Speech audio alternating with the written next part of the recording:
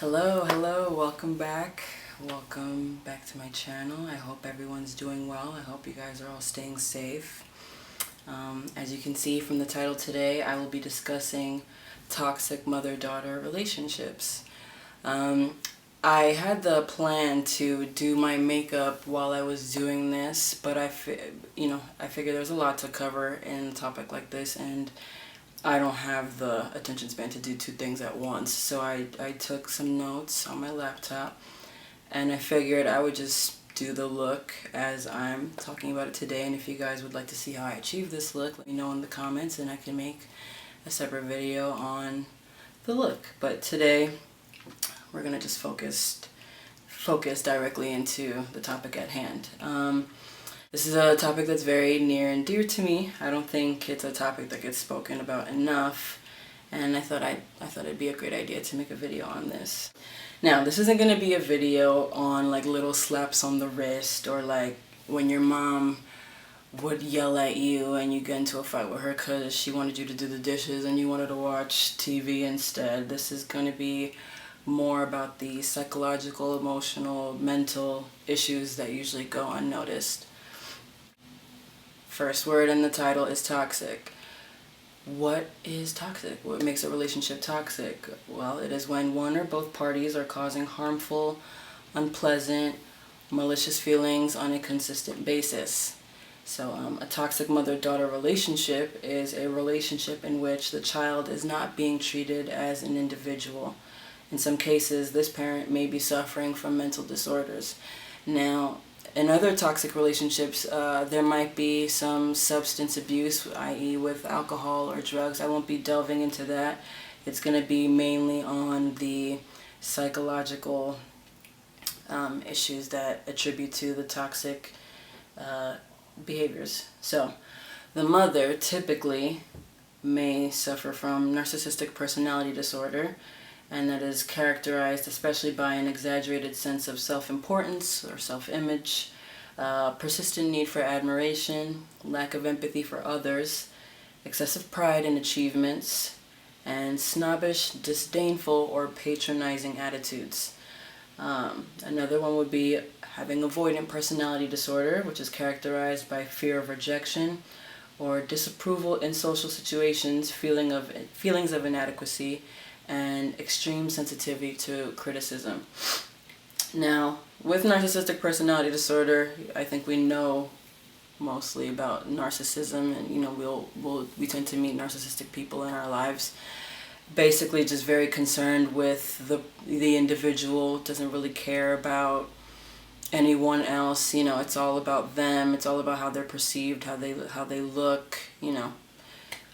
More or less that. And avoidant personality, pretty much just making sure that the facade is intact and everything is how it should be, because once it gets serious and once we start dealing with what's inside, then it gets really scary, and this type of person wouldn't want to deal with that.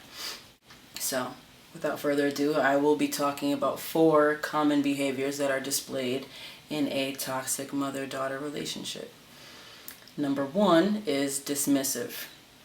Dismissive behavior, the achievements from the child are ruled as insignificant, i.e. artistic, creative pursuits, non-academic related achievements. So, for example, when I was a kid, I used to really enjoy creative writing. When I was in elementary school, I was in a lot of extracurricular activities. I was in cheerleading, I was in dance troupe, I was in peer mediation. I loved to be physical. I loved gym, even when school let out, there would be this like yoga program. I think it was like on PBS. It was like 6 in the morning. And that was for an hour. I would do that. And then 7 a.m. I would watch like Denise Austin workouts. And that was for an hour as well. So I was always entertaining myself and just, feeling a sense of pride in that, just feeling like I was doing something really cool, and I felt like my mom didn't really care too much about that. I mean, I have a Nigerian background, so I think most of us with foreigner parents they're not really trying to hear anything if it's not about straight A's and what college you're going to and things of that nature. But obviously, I think we know, this generation knows, that it's very important to nurture whatever pursuits your child has, and so long as it's healthy, because if you don't, in turn, the child may lack drive in the future, diminished ambition, inability to finish any project they start. My mom was very tough on me and wasn't the most encouraging when it came to what I enjoyed outside of academia, and that definitely crushed me as a kid. So I can tell, as I was, getting older, like into my early 20s, whatever pursuits I had creatively, it was very hard for me to muster up the drive to see it through. The child may feel unworthy of attention or have extreme self-doubt, seeking validation, finding it difficult to believe in oneself, always second-guessing self. So, yeah, also in my household, it was just me and my mom. I didn't have any siblings. My dad lived in Texas. So she was pretty much my first and only response to any type of reassurance. And I seldom found reassurance within my mom. And if you don't have that sense of, support in your house, what do? You start seeking it outside of the house. And, sometimes we find ourselves seeking validation from people that are not in any position to tell us what we can and cannot do and what our strengths are. And, they're only seeing a certain side of us. So it's not really good to try to base what other people think of you when they don't really know you and all that you can give, especially when you don't feel confident enough to share those abilities because of how much ridicule you were getting as a child. So number 2, the next point is controlling or overbearing. Micromanaging daughter's behavior, no sense of privacy, very harsh with curfew, not allowing a grace period, and no trust. When I was 9 years old, I begged my mom for house keys, and she actually gave them to me. My elementary school was probably like 10 minutes from my apartment, and my mom would work overnight, so I just thought it would make more sense to just give me house keys, and I could just walk myself home. And my friends were all within close proximity of my house. I had a friend that lived right across the street. Another friend lived 2 doors down. And we were all so close to the school, so walking home wasn't an issue. But I started to observe that, like, other kids, their parents would kind of just let them hang out and, take a decent amount of time to get home because, kids are kids, they're hanging out. And so when I started to ask my mom if I could hang out, she was just such a stickler on the time I needed to be back. And if I was late, I would, risk getting yelled at. I would risk getting beat. I would, be reprimanded.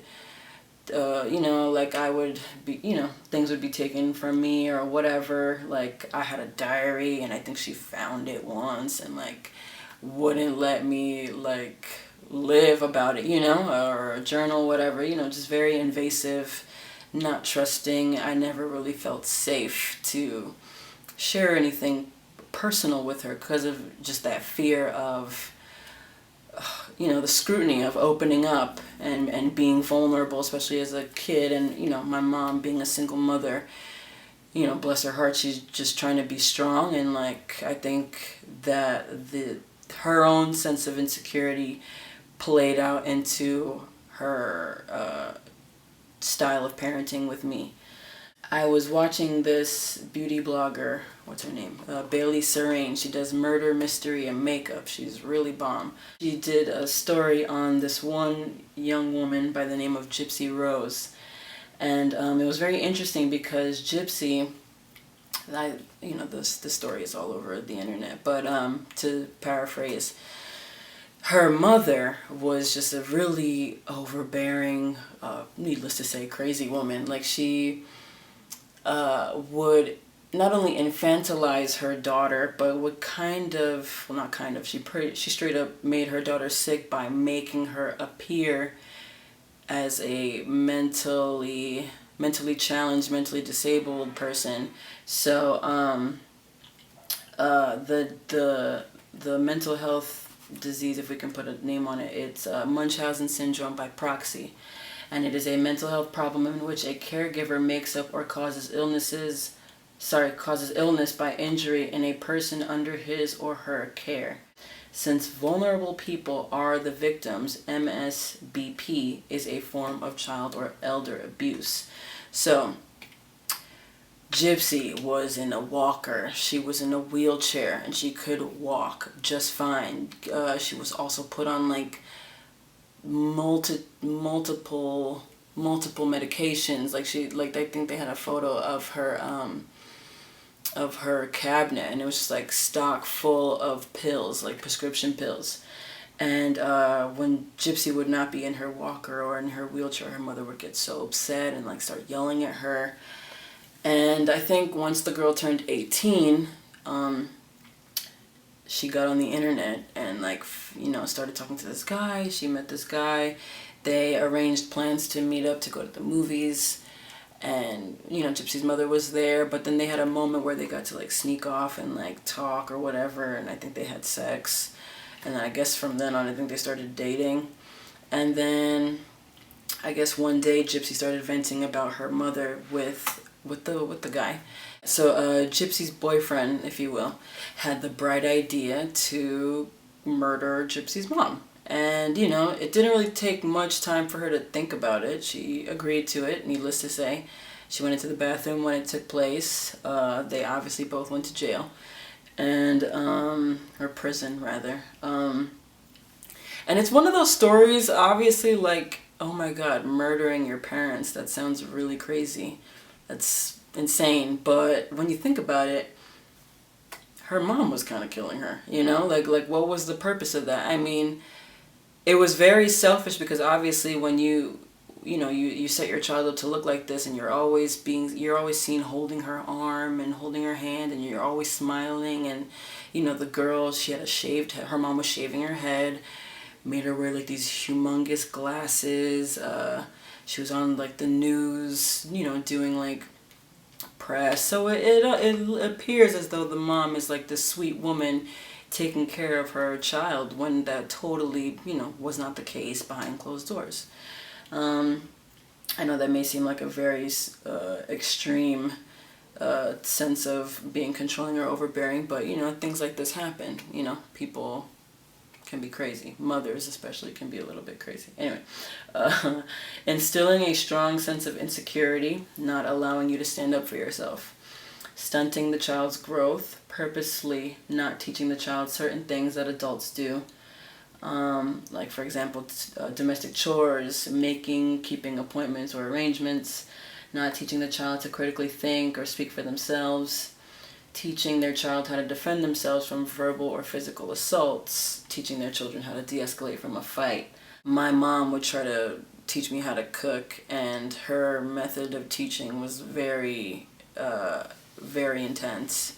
It's funny because I actually love cooking and cleaning now, but growing up I hated it because my mom was just so aggressive with just making sure I did things exactly her way. Like, I had no room to fail around her, which is, unfair, and it's unreasonable, especially with a child, like, kids are expected to fail, kids are expected to mess up, but it's imperative for a mother, especially with a young girl, to have the patience to allow the child to fail and show her how she failed, and then help her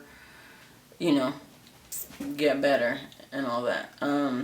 So not teaching the child how to critically speak or think for themselves. If, again, going back to foreigner parents, everything is very much their way or no way at all. And you're not allowed to question anything, and you're not allowed to talk back and all that. And that's, that has its repercussions, because when you get into the real world and people start asking you to do things or start, expecting things from you and you don't know why, and they're not telling you why, because people can be vague as, other people that aren't your parents can be super vague and, not really clear on purpose. How do you protect yourself against that? Teaching your child how to defend themselves from verbal or physical assaults. Oh my goodness. Yeah, my mom was very much like, she would go 0 to 100, and that's not always necessary, because if I'm walking in the street and I'm just constantly in fear, I'm just hoping and praying that someone doesn't attack me or verbally assault me, and my mother never taught me how to protect myself against that, that's just straight up setting anyone for failure. Teaching your child how to de-escalate from a fight. Sometimes people want to project aggression onto you, and not everyone is reasonable enough to talk to per se, but I feel like you can definitely have some sort of tools within yourself to learn how to take it from all the way up here and back down to here, and I think parents should definitely be the ones first and foremost to teach their children how to do that. The next point is combative behavior. Actively denigrating their daughters and or making jokes. I think most of us young girls have had our moms make comments about our weight or our appearance, like, oh, you look fat, or like, why do you have all this acne, or why do you do your hair like that, why do you, all these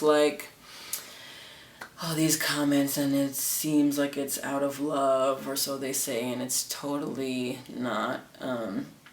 Talking with other people negatively or loudly about the child in front of the child, back in the day when the house phone was a thing, my mom, I would definitely hear her on the phone chatting with someone and definitely talking shit about me within earshot of me, and it's just like, you can't defend yourself against that because she's on the phone, not you. And it's just, do you even want to put yourself in that position to where you're it's just a mess, and you just gotta sit there and eat it, and that obviously, just internalizing all of that, all the insults and all that stuff, it's obviously gonna make for a really bad time. Displaying bouts of jealousy or competition. Putting the child down in any case, especially when the child just did something positive. Putting the child down for simply not knowing something instead of using the situation as a teachable moment. My mother particularly, my father and her did not get married, so her relationship with my father definitely ended, and my father was trying to have a relationship with me, and I was trying to have a relationship with him, and I think that that reality was just, crushing to my mom. And despite her having a good relationship with her father, I think because of how much she loved my dad and was very, she has obviously a very possessive and jealous nature in general. I think just the fact that my dad wanted to speak with me and see me and not her, I think it really set her off. So she could, be very nasty due to that, and definitely made it her business to try to sever our relationship. And as a kid, she succeeded. Thank God, him and I, we talk now, and we're great now.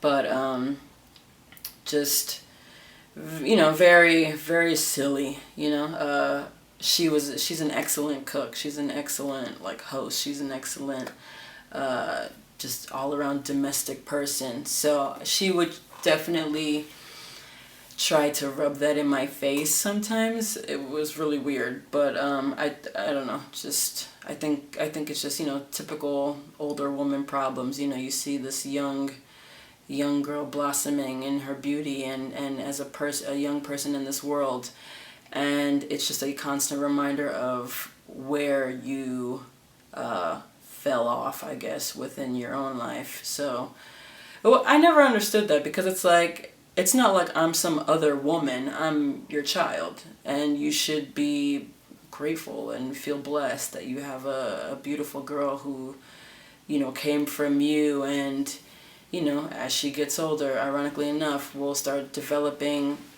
some of your positive traits. But, you know, I guess some people don't always see it that way. At any rate, and the last point for combative behavior would be verbal and emotional and physical abuse. I think that's pretty self-explanatory. We all know what that's about. So the last but not least behavior is self-involved. Only seeing her daughter as an extension of herself, and or making the child responsible for her happiness. Concerned for the welfare of the child simply because it is a reflection of the mother, blaming the child for her negative attitude. Yeah, so for example, like with me, I was always well dressed. I always had food in my stomach, had a roof over my head. I showered regularly. I was moisturized to the nines. Like, I, on the surface, looked pretty healthy. It looked like I had a pretty decent childhood. My mom, she looked great. You know, everything was great. So that's all that really mattered to her. It didn't matter how I was feeling inside. It didn't matter what I'm thinking, like how I'm feeling, if I want to do anything fun. Like, nothing. None of that mattered. As long as the veneer was on point, everything else is like, whatever, that's your own business. Incapable of empathy, only being concerned with the opinions of others. Seldom offering, I meant to talk about, blaming the child for her negative attitude. Making the child responsible for her happiness, right? So, for example, like, I wake up in a good mood for the most part, you know. And that's on me, you know. Like, obviously life happens, sometimes things happen, you don't always wake up chipper and in a good mood, but to make someone else responsible for how you feel on a constant basis is just absolutely unreal. So if I was ever doing something that my mom didn't necessarily like or approve of, now her mood is shot, and that's my fault, you know. And it wouldn't be anything terribly offensive or offensive at all. It would just, you know, it's just if it's something that she wouldn't have done herself, or if it's something that she, you know, well, someone else's kid isn't doing this, so why are you doing this? You know, it would just really, like, ruin her day. I meant to bring that up, but yeah. So the next point, incapable of empathy, only being concerned with the opinions of others, seldom offering emotional support, seldom taking the child's side in the face of conflict. Like I was saying earlier, these type of mothers, they just don't really, they can't feel for you. They can't really empathize with how you're feeling, because they're so absorbed in their own emotions and ideologies that they don't see anything else. Seldom taking the child's side in face of conflict. Yeah, you know, just always assuming that, okay, well, if you're in some shit, you probably deserved it. You probably were doing something you shouldn't have been doing, you know, and not really trying to offer, or not trying to be fair, not trying to really hear you say, you know, your side of the story, you know. There's a book by Toni Morrison called God Help the Child, and it is a story about a dark-skinned girl named Bride who has two light-skinned parents that are ashamed of her skin tone. The father ends up leaving the family due to said shame, and Bride is now left in the welfare of her mother. Her mother's sweetness, although cared for her in a practical sense, making sure that she was fed and taken care of, refused to show her any kind of tenderness or love. Again, so this type of mother, you know, she's got the basics covered, you know, but emotionally and physically she's not providing that warmth that she should be providing for her child. These mothers typically look great from the outside looking in, confusing people due to a well put together exterior. So like I would go to my aunt and uncle's house, and whenever I would try to vent how I felt about my mom, it always seemed a little bit puzzling because, you know, I'm pretty optimistic for the most part. My mom, if you know her, she's always laughing. She's always like smiling and everything, and she's super bubbly. So me talking about how I'm feeling on the inside or what goes on at our house, it was just like people couldn't really fathom it. They kind of just charged it to like, oh, it's just growing pains, whatever. But it's like, no, like there's some things that are deeply affecting me, but it's kind of hard to believe, I guess, when everything looks so pretty on the outside. Alright, so those were the 4 behaviors of toxic mother-daughter relationships. Now the fun part, we're going to talk about how to overcome this. So first and foremost, you want to find positive sources of support. You want to speak with trusted adults, family, friends, etc. that can help you leave the toxic household once you are of age. Next, you want to grieve the loss, cry it out, because let's be honest, it hurts. Once you let that out, write about it and begin to process it. I think a lot of people, you know, when they encounter something really bad, the first thing you want to do is just go into denial. You know, you're just like, why me? Like, this can't be happening. This can't be happening. Like, I can't believe this. Like, why? What? You know, but like, just feel the pain. Feel it, you know, because it's a part of the process. Then after you do that, you can begin to accept it. Acceptance. Actualize what your relationship is and accept it. Embrace it. It is what it is. You're not the first person to not have a good relationship with your mother, and you certainly won't be the last. It doesn't make you less of a human because you don't have that, and you're not, you know, you're not wrong for feeling how you feel. Next point is liberate yourself with the truth. No sense in beating yourself up over something you had no control over. It is not your fault. Think of ways and set in motion how you want to positively turn your life around and enhance it for the better. So, yeah, pretty self-explanatory. Like, accept it, you know, it's not your fault, and, you know, just think of ways to get up and get out, you know, like get a job. Start saving your money, you know, find an apartment, find a roommate, find someone you can live with. Yeah. Next, you want to forgive, but that's not to be confused with reconciliation. I repeat, it is not your fault. Be grateful for every moment because there is a lesson to be taught. God willing, each unfortunate event in turn made you more strong, more aware, and more discerning. I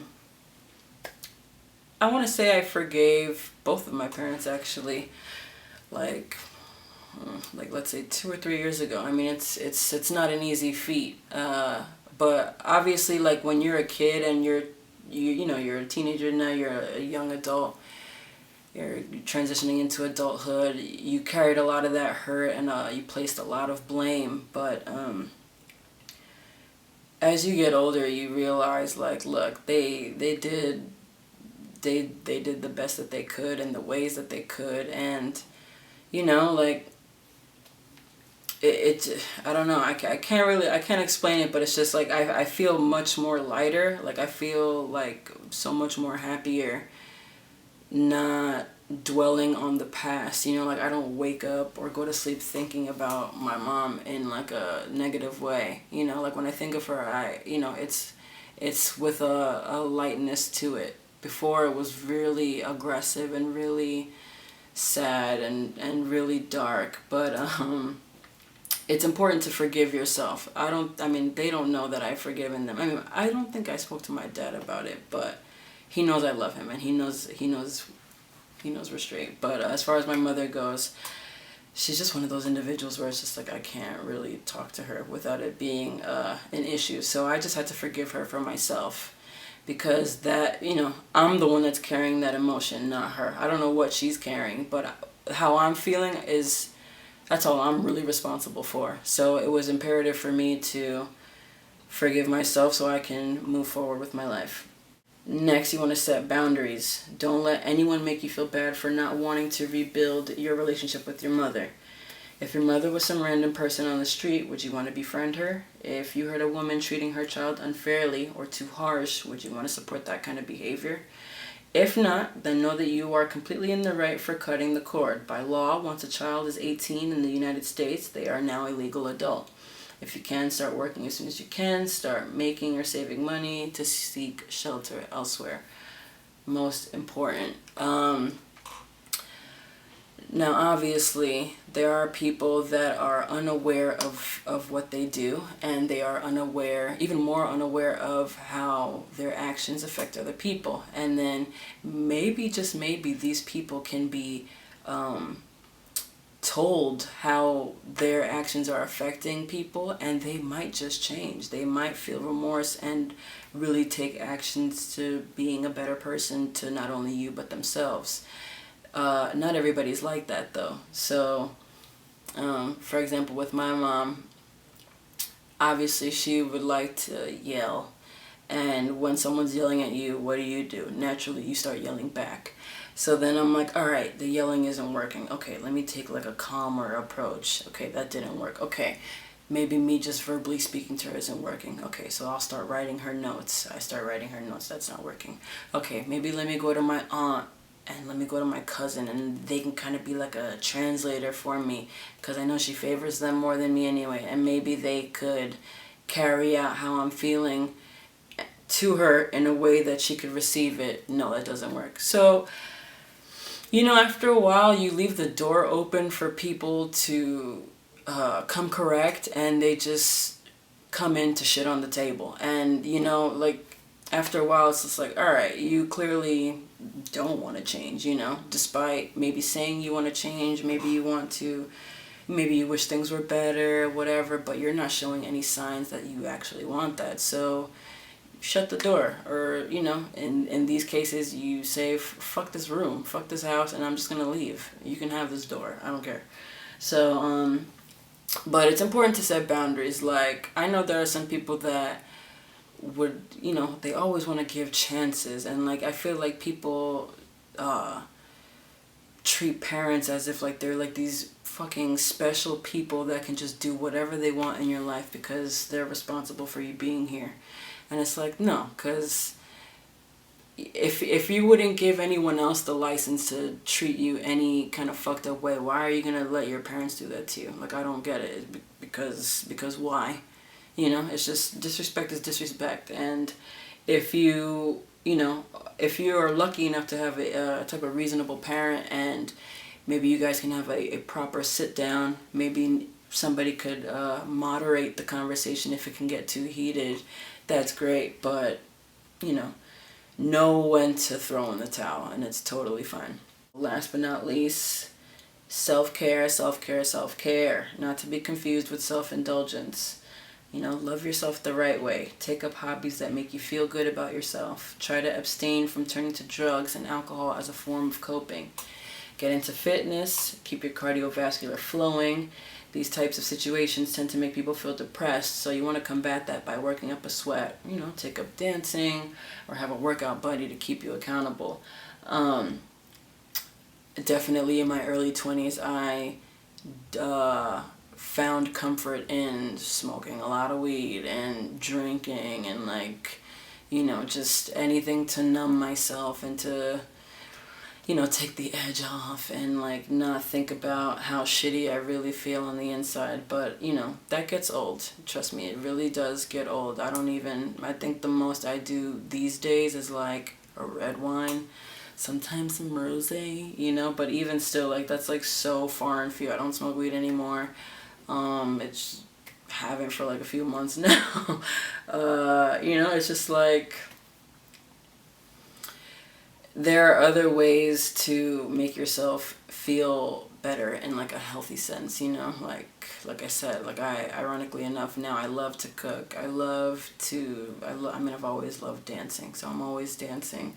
I find comfort in, creating topics for my YouTube channel, and you know, just keeping myself occupied. You know, I play instruments, you know, I drum, you know, just music, like, you know, just fun things to, you know, like enhance myself, you know. And I don't even miss smoking weed. Honestly, like I smell that in the street now, or like sometimes I smell it in my apartment and I'm just like, like, you know, like I just remember that heavy feeling, and it's just like, look, I'm good on that, you know. Like, I know it sounds cliche to just drink your water and eat your fruits and vegetables, but like seriously, I find more solace in that than anything else. All right, so that was pretty much it for how to overcome it. So, in conclusion, I know that some of us aren't able to rectify the bad behavior that was inflicted upon us by our mothers or our parents or our guardians. But with these identified patterns, we can catch ourselves in the future when it is time for us to bear our own children. It is not just girls that get abused, it's boys as well. If we learn how to break the cycle now, then we can be better parents and or role models, therefore facilitating better homes for our children in the future. I hope today's lesson found you well. May it bring you peace and reassurance for better and brighter days. And until next time, I'll see you soon.